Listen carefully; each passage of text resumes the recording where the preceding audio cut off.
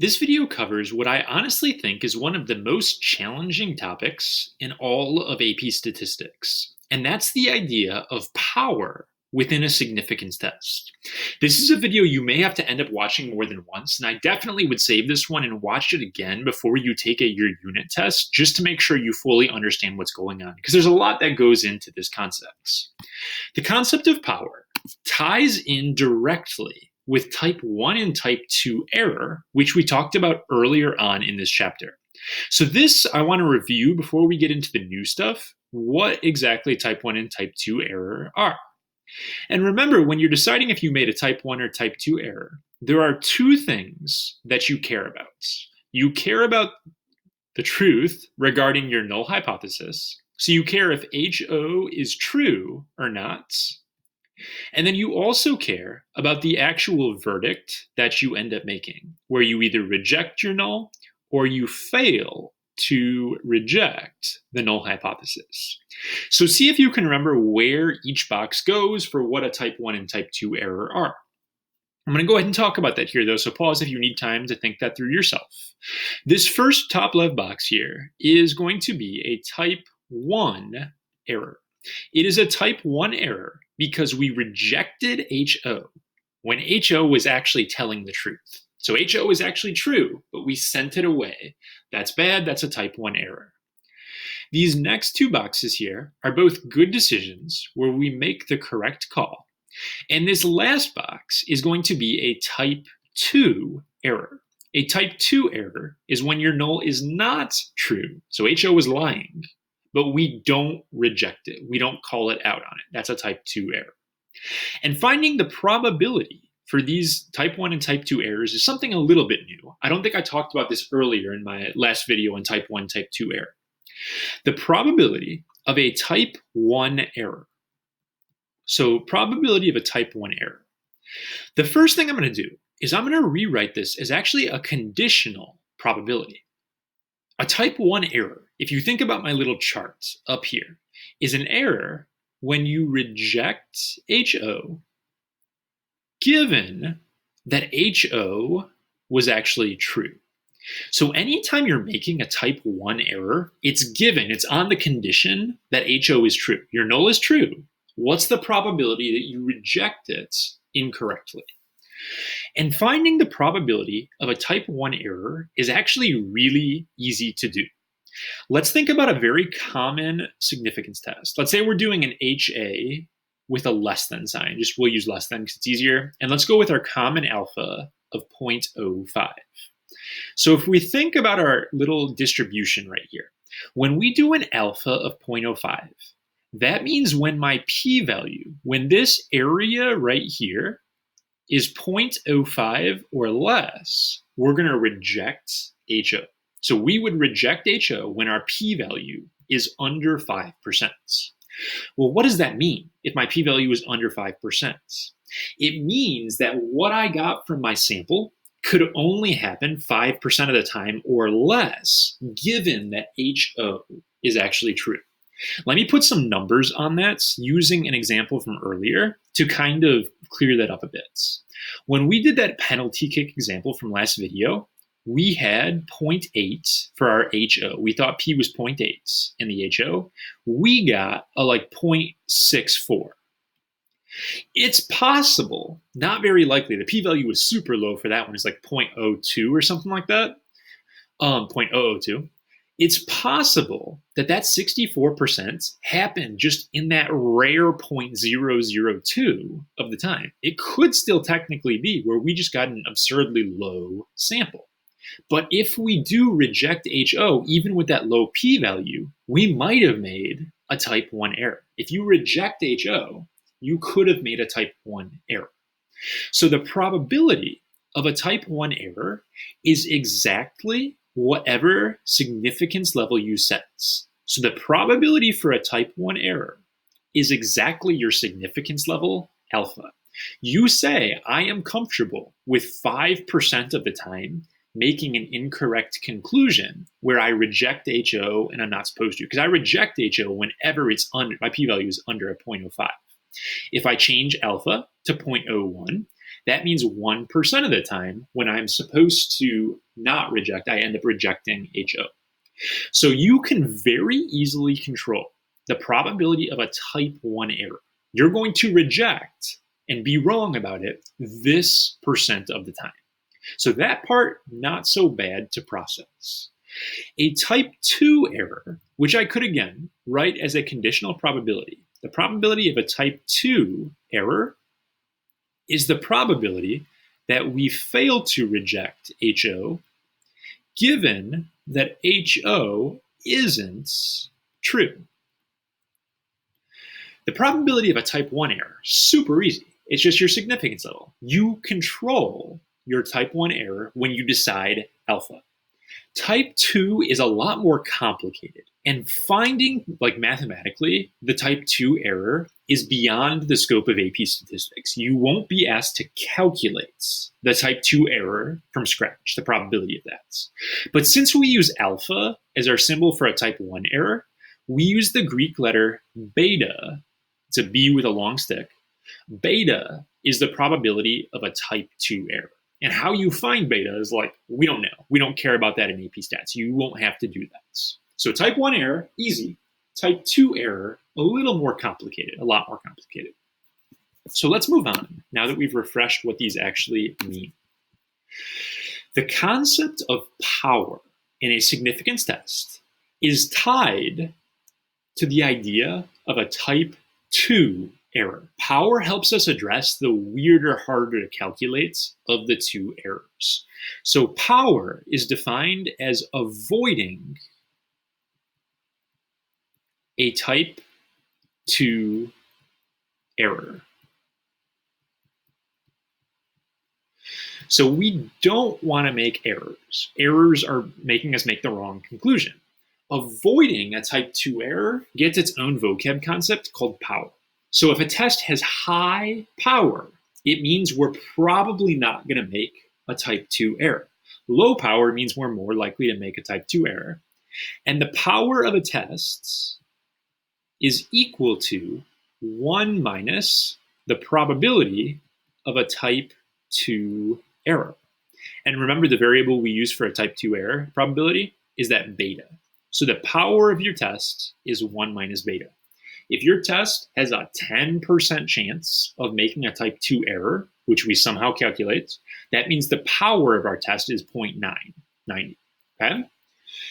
So that's probably kind of weird, and it's a lot to wrap your head around. You need to memorize, though, the fact that power is avoiding a type 2 error.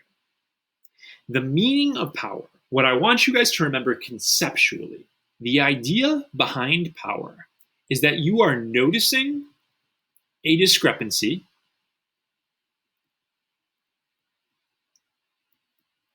when it actually exists.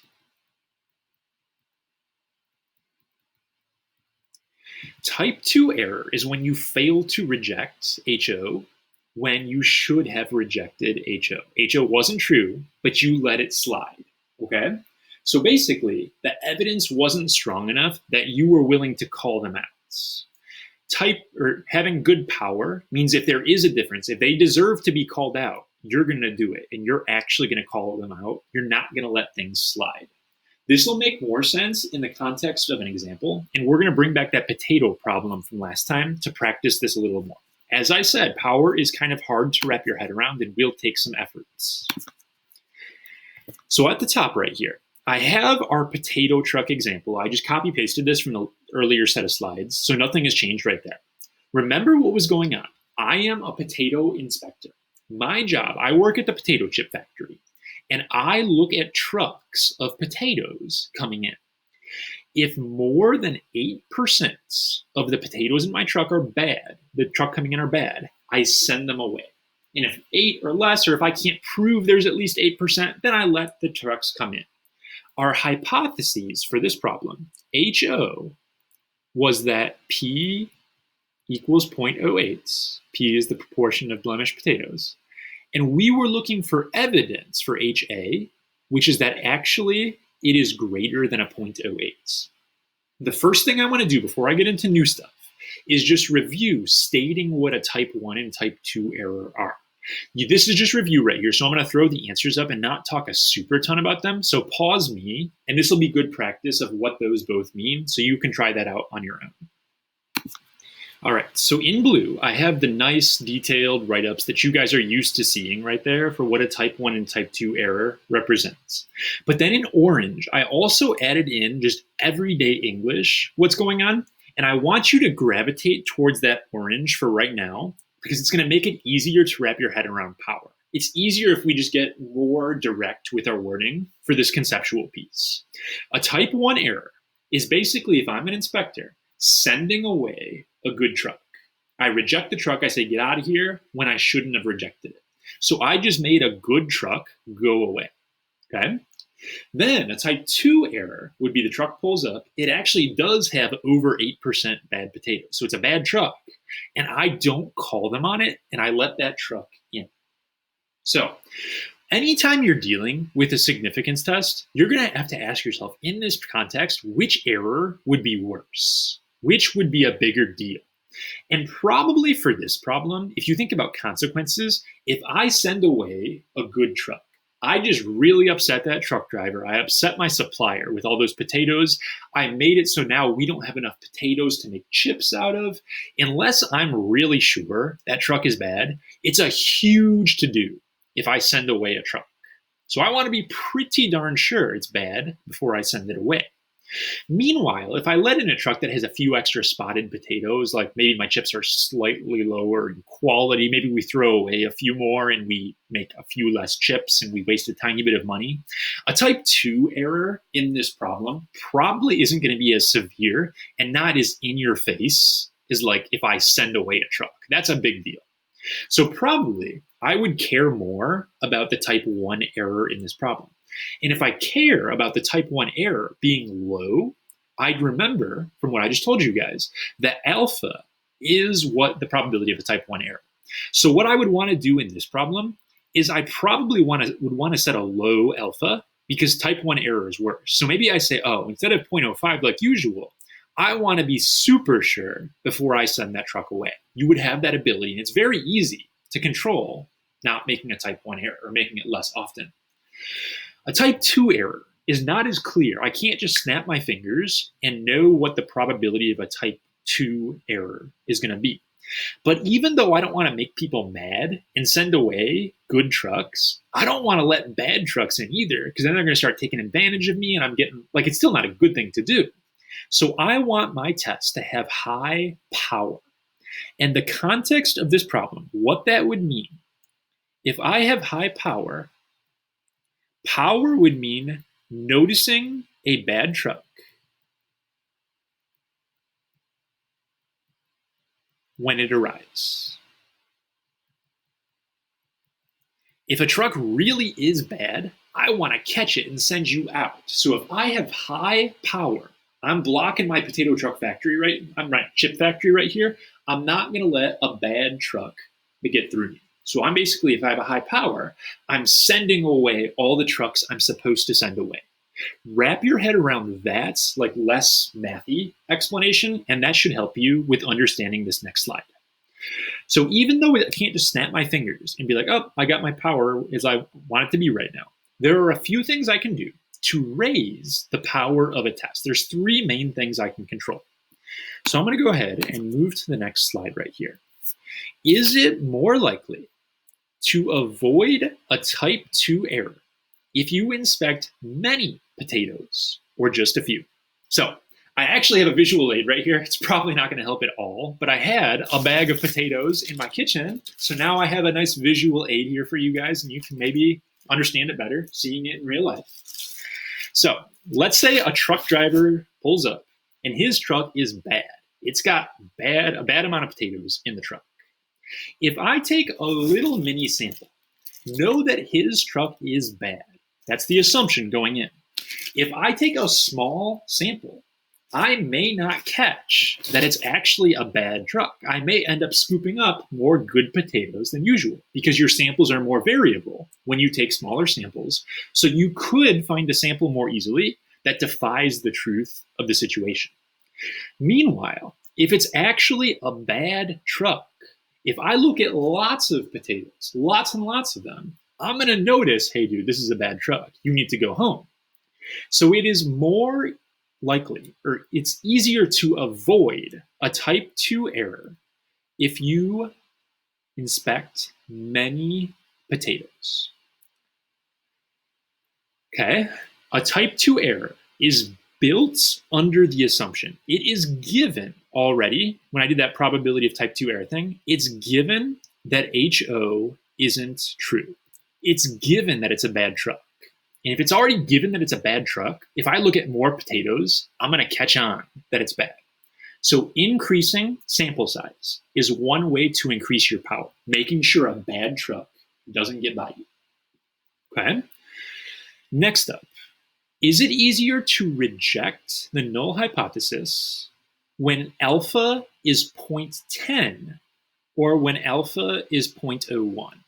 The wording on this, I'm going to say, is it easier to, well, I'll start with this right here. If alpha is 0.10 or if alpha is 0.01, think about a normal curve real fast. In a normal curve, if my alpha is 0.10, that means all of these different values right here are going to make me reject HO. If alpha is 0.01, on the other hand, that would be like here. Now it's only these values that are going to make me reject HO. Remember again that power is built on the case of I do not want to let a bad truck pass me. I want to notice the error if it's there. If I just start rejecting trucks, I'm not sure, gone, you're out of here, you're out of here. If I'm suspicious and I send you away, that means I'm going to have higher power. If I send more trucks away, I'm not going to let as many bad trucks pass me. The flip side of that is I'm going to upset people by sending away good trucks, but that's a type 1 error. That doesn't matter for right now. So another way you can increase your power, you increase power if you increase alpha. So it's going to be the 0.10 that would make me more likely to reject the null. And if I reject the null more, bad trucks aren't going to get past me. So one thing I can do, if I don't want to let a bad truck get by me, I can make the evidence less convincing, or I can require less convincing evidence before I send you out of here. If I raise alpha to like a 0.10, now I'm going to be rejecting a lot more. P-values of 0.08, 0.07, 0.06 are all going to get rejected, where if I do a 0.01, I'm not going to reject nearly as much. And if I don't reject as many, more bad trucks will slip by me here. Okay? The third thing that you can do to influence power. Is it easier to detect a bad shipment if P is 0.09 or if P is 0.90? Remember in this problem that our HO said that P is 0.08. We were looking for evidence that P is greater than 0.08. Let's say I pull up and this truck right here has 9% bad potatoes in it. If there's only 9% bad potatoes, when I start looking at my little sample right here, I'll be like, well, gosh, it seems kind of close. Is it 8%? Is it 9%? I'm not sure. And if I'm not sure, I may end up failing to reject, and that 9% truck may slip by. He may get by because I'm not sure enough to actually call him on it. So that's a bad truck getting by me. Picture, on the other hand, that I have a truck that rolls up with 90% bad potatoes. So like I open the doors to the back of that truck and I'm just seeing like mold everywhere. Just like, oh gosh, what is going on right here? If 90% of those potatoes are bad, I'm going to send that truck back. I'm going to catch it right away. Where that 9%, I may miss it because it's so close to 8%. So my power will be higher if the actual value is farther away from what I'm looking for. If I open a 90% bad truck, I'm going to notice it like that. A 9% truck, though, maybe I notice, maybe I won't. I don't really have control over that. But if the truck is more crazy, I'm more likely to pick up on it. So that's a lot that's going on right now. Let's formalize this in 3 things you can do to increase power. This is a list that honestly, I just explained it. I showed you why they work, but you're going to want to memorize these 3 things. 3 ways to increase power. And when you increase power, remember what that means is you're decreasing a type 2 error. Or in other words, like I said earlier, you're noticing that difference when you're supposed to notice the difference. The 3 ways to increase power are to increase your sample size. More data means you're more likely to notice. You can choose to raise alpha. So going from like 0.05 to 0.10 means the evidence doesn't have to be as strong, so you're more likely to reject, which means bad things won't get by you. And the third thing is if the true parameter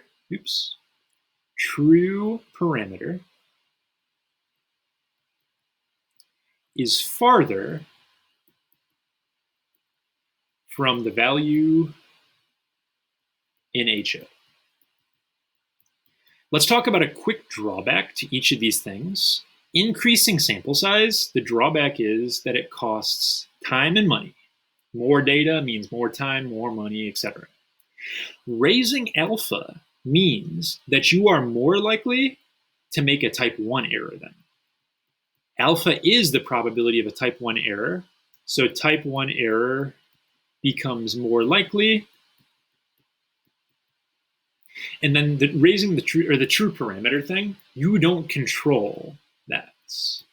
When I have a truck pulling up, I can't control whether it's 9%, 90%, 32%. I don't control what the percent of bad potatoes is, but if it's higher, I'm more likely to actually catch it.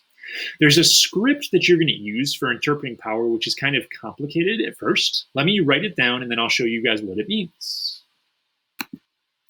All right, so I have a little script written down right there that you should copy. And this is admittedly kind of complicated. It's going to take memorization until you can finally wrap your head around it and really understand it. So what you say, you can read the script right there. I'm going to talk about it in the potato truck contexts right now.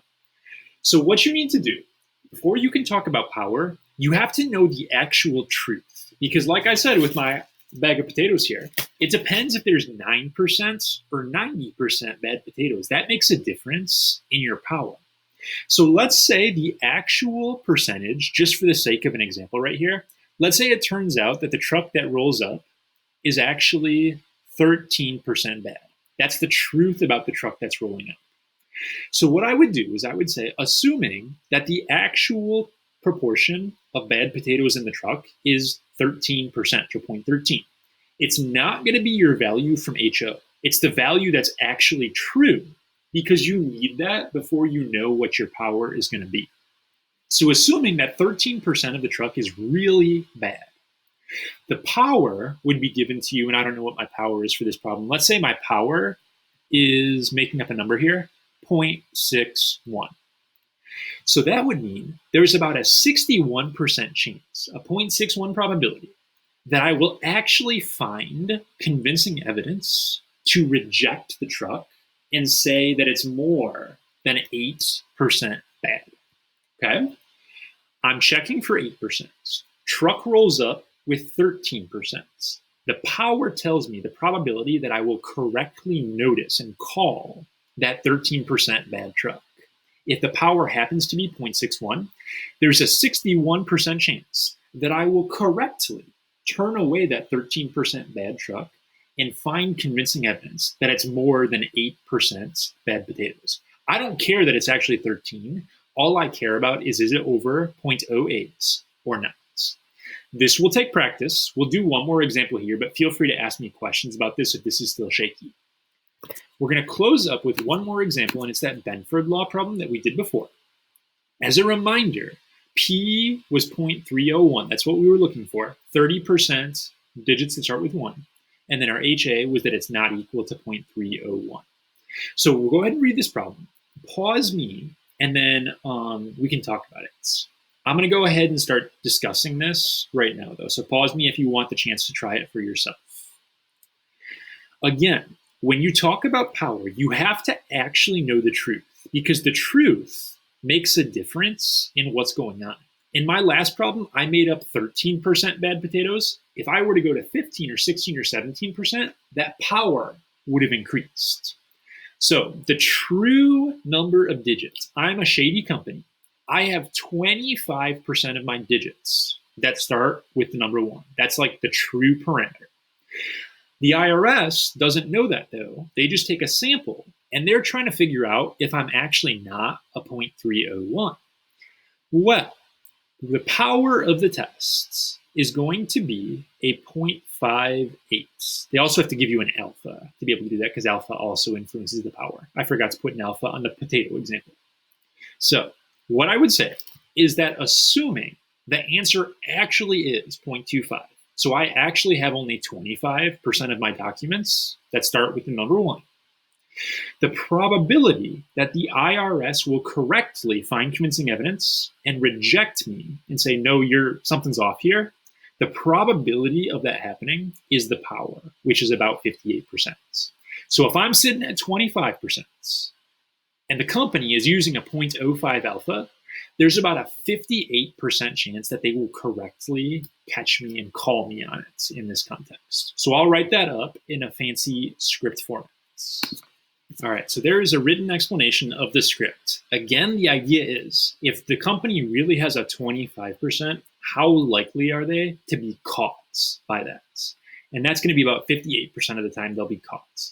If they were at like 20% or something like that, it would become even more likely that they get caught. Power is noticing the discrepancy and calling them on it when you're supposed to. Now, 58% is like, all right, but obviously we want to catch lots of people when there is an actual discrepancy right there. There are 3 ways we can do that, and these are just things you should memorize. Memorize the 3 ways to increase power. 1 is to increase alpha. We could go from a 0.05 to like a 0.10 or something like that. Another is to increase the sample size. I think this problem looked at like 300 documents. If it looked like 400, 500, 600, they're more likely to catch it when there actually is something going on.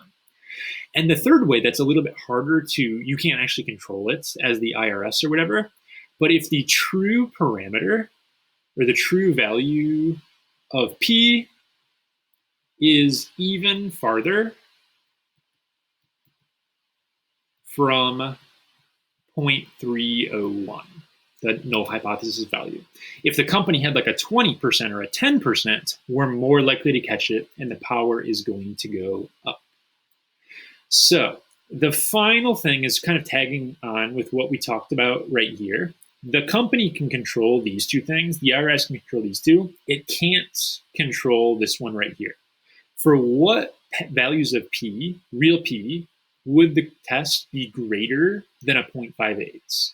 So that is saying stuff that is farther away than a 0.25 from this number.